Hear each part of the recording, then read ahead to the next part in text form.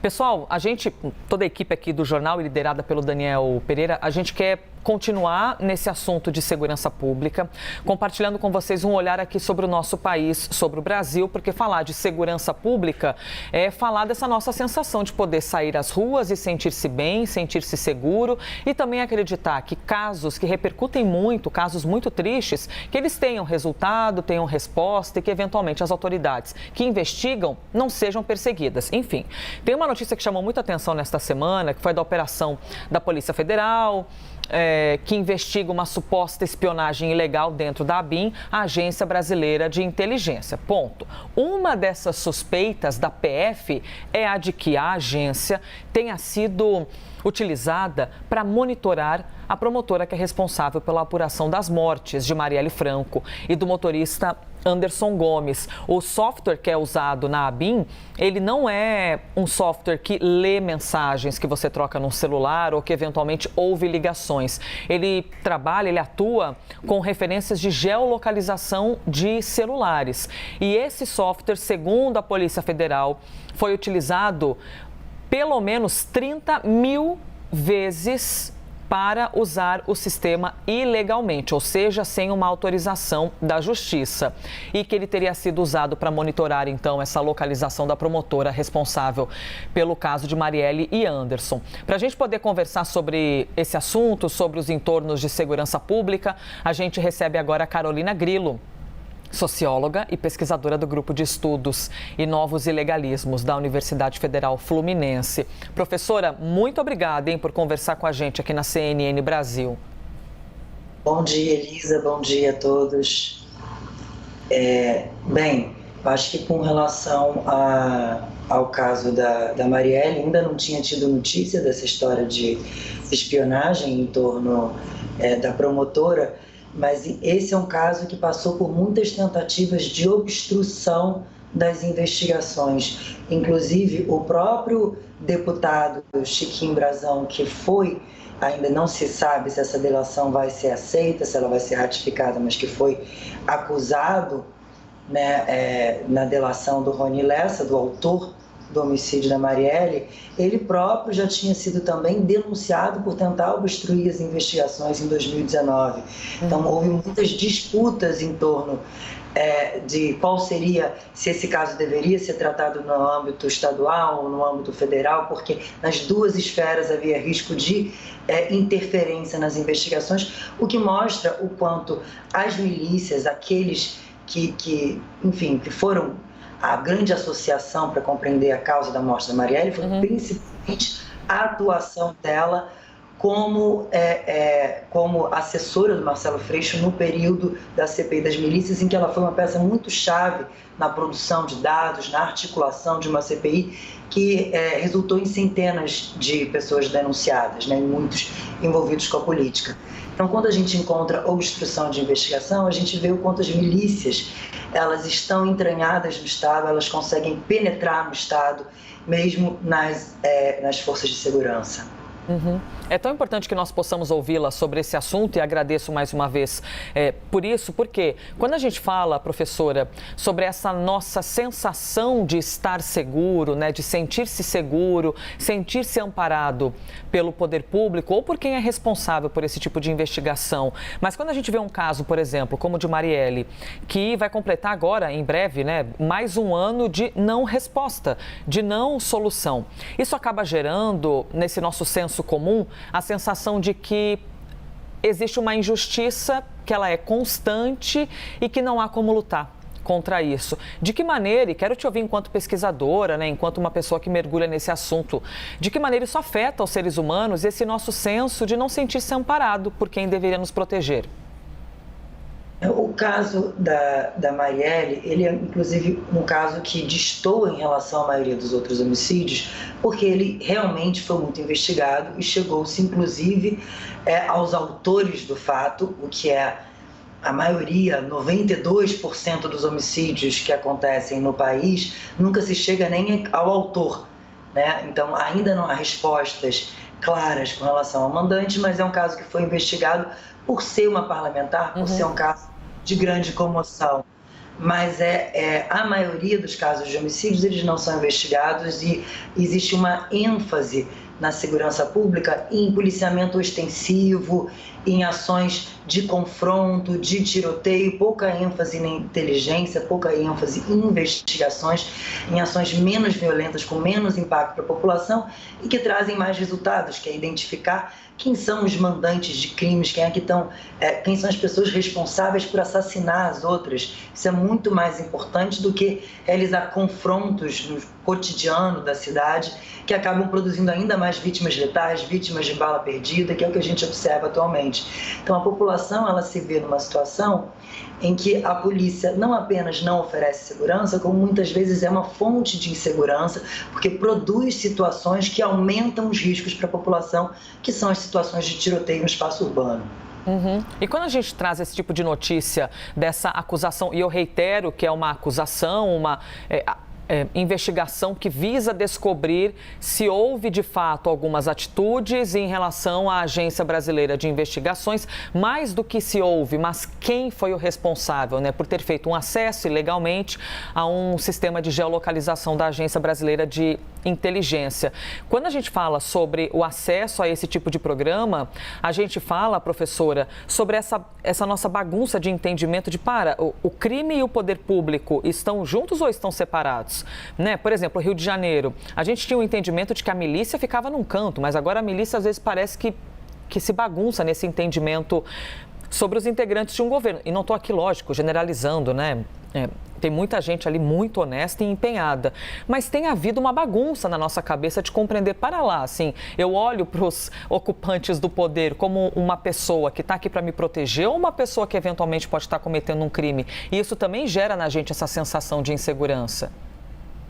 No caso das milícias, desde o seu princípio, desde que elas passaram a ser nomeadas como milícias, que foi mais ou menos no início dos anos 2000, porque antes disso esses grupos tinham outros nomes, como Grupo de Extermínio, Polícia Mineira, Máfia da Van, enfim, quando elas começam a ser nomeadas como milícia, desde o princípio elas contam com a participação de agentes públicos, com a participação de ocupantes de cargos eletivos, ou seja, vereadores, deputados, policiais civis e militares, agentes das Forças Armadas, dos bombeiros.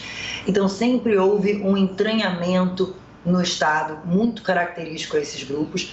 A CPI das milícias, da qual a vereadora Marielle Franco participou ativamente, foi responsável por centenas de pessoas denunciadas, muitas delas condenadas e presas, e isso conseguiu estagnar o crescimento das milícias durante um tempo e conseguiu mudar algo importante, que os líderes deixaram de ser os políticos ou os policiais. Aos poucos, essa participação, essa colaboração com agentes públicos, com ocupantes de cargos eletivos, passou a ser não tão direta, não tão óbvia. E isso realmente representou uma mudança no perfil das milícias, que hoje em dia tem líderes que não são políticos, não são policiais, ainda que todas as investigações mostrem que há sempre agentes públicos trabalhando para os milicianos ou agindo em colaboração com os milicianos. E isso sim gera uma profunda insegurança na capacidade do Estado de mediar os conflitos, porque a gente não sabe se os agentes públicos estão usando a força estatal em benefício próprio e não pelo bem comum. Uhum. Professora, sobre os números, você acabou de citar 92%, e isso, lógico, né, já me cresceu aqui aos olhos e ouvidos, porque é um número muito grande. Eu gostaria que a senhora esclarecesse, por favor, até se eu tiver entendido errado. 92% dos casos não são esclarecidos de assassinatos? Isso é no Brasil ou é no Rio de Janeiro? Olha, existem diferentes pesquisas, usando diferentes metodologias, e elas variam normalmente no Brasil, de maneira geral. Você tem uma taxa de esclarecimento de homicídios da ordem de 8%. Algumas pesquisas, outra metodologia, vão chegar no máximo a 15%. Mais do que 15%, não vi nenhuma pesquisa que trouxesse uma taxa de esclarecimento maior do que isso. Mas normalmente elas circulam 8%, no máximo 10% de taxa de esclarecimento de homicídios. Aterrorizante ouvir isso, né? Imaginar que alguém vai ser assassinado e você não vai ter uma conclusão, uma resposta. A senhora avalia que isso deve-se a quê? Um baixo investimento ou a execução do orçamento é falha? Não há uma prioridade em relação à investigação de homicídios. Nos poucos casos episódicos em que a gente já viu algumas políticas, que já foi realizado no Recife, um momento, na Bahia, um momento em que havia uma ênfase em investigar homicídio em vez de deslocar os recursos estatais para o confronto em territórios de moradia de baixa renda, em favelas e periferias. Quando se investiga homicídio, que são ações de mais inteligência, se acaba conseguindo contribuir para que as próprias ações dos grupos criminosos evitem os homicídios, né? Porque eles podem usar mais da força, usar de acertos de contas violentos, ou eles podem tentar mediar isso de outra maneira. Há uma redução, inclusive a própria polícia é responsável por boa parte desses homicídios também, dessas mortes violentas, muitas vezes, por causa de grupos ligados a grupos de extermínio. Então, não há um empenho de investigação de homicídios, principalmente por causa do perfil das vítimas, que são principalmente homens, jovens, negros, moradores de periferia. Então, essas vítimas, elas acabam morrendo, a causa da sua morte, os autores da sua morte não são investigados porque não há um empenho do poder público em esclarecer, considera-se que não são vítimas importantes e, por isso, acabam não dando a devida atenção a esses casos, sendo que o grande indicador da violência é o homicídio. Esse é o indicador internacional, é o parâmetro internacional e não é uma ênfase na maioria dos estados brasileiros.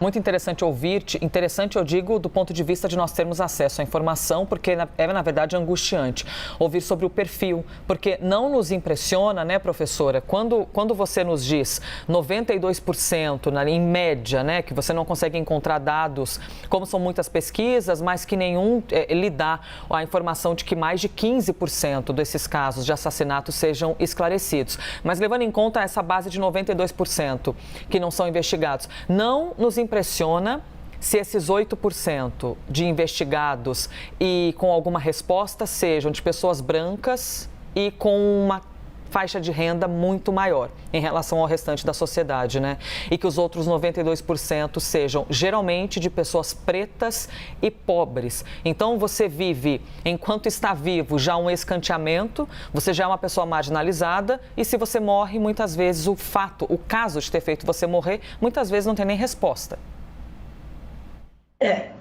Eu não diria nem que esses 8% esclarecidos sejam de pessoas brancas privilegiadas, porque elas não morrem tanto assim, elas não chegam a ser 8% da letalidade, enfim, violenta. Mas o que se observa é que os casos que são esclarecidos, eles são aqueles que já chegam esclarecidos para a polícia, ou seja, você tem uma briga de bar, um esfaqueou o outro e aquele caso já chega cheio de testemunhos e isso é esclarecido. O marido matou a esposa, os vizinhos viram, aquele caso chega esclarecido. Ou então, quando são esclarecimentos muito simples do tipo denunciar um dono de morro pelos homicídios cometidos na sua área de atuação, né, no seu território, considerando que, logo, se houve uma morte ali, ele é o mandante, ou seja, não teve investigação. Existe muito pouco recurso e empenho para investigar as mortes violentas, para se chegar aos autores dos homicídios. E isso é um problema, sim. Isso é um problema porque isso colabora para que a criminalidade organizada mantenha-se muito violenta. Em outros países do mundo, existem grupos do crime organizado que vendem drogas e que atuam em todos os tipos de atividades ilegais, de comércio ilegal, mas que eles não recorrem ao homicídio tão frequentemente porque em países europeus, por exemplo, os homicídios são esclarecidos. Então, a criminalidade organizada evita o recurso ao homicídio como uma forma de acerto de contas, porque tem medo da repressão policial, prefere se desviar, prefere buscar alternativas não violentas para conseguir passar ao largo da repressão policial. Aqui não, aqui a ênfase é em fazer uma operação, trocar tiro, interromper a rotina de funcionamento de um ponto de venda de drogas durante algumas horas. Assim que a polícia vai embora, a rotina é retomada e tudo continua como está e o tráfico continua sendo violento, a milícia continua sendo violenta. Então, é um investimento que não leva em conta todo o acúmulo de pesquisas que existem ao longo de algumas décadas já sobre quais seriam caminhos mais inteligentes para a produção de segurança pública. Professora, eu quero aproveitar que nós estamos aqui conversando ao vivo na CNN Brasil, aproveitar o seu conhecimento para a gente expandir um pouquinho mais o debate sobre o perfil de quem comete esse tipo de crime. E onde eu quero chegar? Porque é muito comum que nós vejamos, e geralmente por quem pouco lê sobre o assunto, por quem só para na manchete, não se dedica a se aprofundar, a gente vê muitas ideias rasas dizendo assim, nossa, se a pessoa quisesse trabalhar, ela estava trabalhando e não estava cometendo crimes, né? Se a pessoa quisesse, ela estava abrindo um livro e não estava cometendo um crime. Não estou aqui de maneira alguma para justificar qualquer cometimento de crime. Quem cometeu o crime tem de pagar por isso, ponto. Mas quero te ouvir sobre o perfil dessas pessoas. E para que nós até possamos pegar essas ideias que são tão adversas e angustiantes de rede social, para que a gente possa prestar aqui um esclarecimento. Por qual motivo, por sermos um país com determinado índice de desemprego, com pouco acesso à informação, com uma questão de segurança pública tão exposta, né, com famílias tão ali diversas, com cometimento de crimes dentro de casa, briga entre os pais, fome. Por qual motivo todos esses fatores contribuem para que um ser humano se sinta cada vez mais escanteado, marginalizado e eventualmente acabe no crime? Bem, existem várias trajetórias diferentes para ingresso no crime. Uma delas, inclusive, é, por exemplo, a trajetória que se encontra em áreas de milícia, são próprios agentes públicos que passam a entrar no crime depois de já serem agentes públicos. Mas o que a gente encontra em áreas, por exemplo, de tráfico de drogas, é uma adesão muito precoce de adolescentes, pré-adolescentes, de crianças que estão vivendo uma situação de exploração de trabalho infantil, porque são crianças, às vezes, com 11, 12, 13 anos, passam a trabalhar para o tráfico de drogas, num período em que elas ainda não têm maturidade para fazer nenhuma escolha, não tem, e é um período muito, é um período em que a evasão escolar é bastante alta, em que nas favelas e periferias do país existe uma falta de suporte muito grande para as famílias poderem cuidar das suas crianças no período em que os pais estão no trabalho, né? Inclusive muitas famílias monoparentais, então existe uma falta de suporte por parte do Estado para como proteger essas crianças e adolescentes no período em que seus responsáveis estão trabalhando, né? Então, acaba existindo um aliciamento, um engajamento precoce de algumas crianças e adolescentes que não têm ainda maturidade para escolher e fazem uma escolha que vai repercutir pelo resto da sua vida. É muito mais raro você encontrar alguém que terminou o ensino médio e depois vai entrar nas fileiras do crime. É mais comum que essa mão de obra criminosa seja rolada entre crianças que não têm oportunidade de geração de renda no mercado de trabalho formal, porque elas são muito novas. Até porque, por exemplo, alguém que vai atuar como um vapor, um soldado de uma boca de fumo de favela aqui no Rio de Janeiro, ele não ganha mais do que um salário mínimo. Quem ganha realmente dinheiro, a partir do momento que você vira um gerente do tráfico, ou se é um assaltante, mas a maioria das pessoas que estão ali no cotidiano são muito mal remuneradas, mas elas fizeram escolhas lá atrás por motivos de dificuldades escolares, evasão escolar, dificuldade de manutenção do cotidiano, necessidade de geração de renda numa idade em que você não consegue ainda um emprego. Muitas crianças acabam tendo esse engajamento precoce e elas precisam ser protegidas, precisa haver uma política voltada para a juventude mais incisiva para a proteção dessa juventude. Muito bom poder ouvi-la. Muito obrigada de verdade, professora, pela gentileza de conversar com a gente aqui na CNN Brasil. Carolina Grilo, socióloga e pesquisadora do Grupo de Estudos e Novos Ilegalismos da Universidade Federal Fluminense. Obrigada, bom dia. Bom dia, Elisa. Obrigada.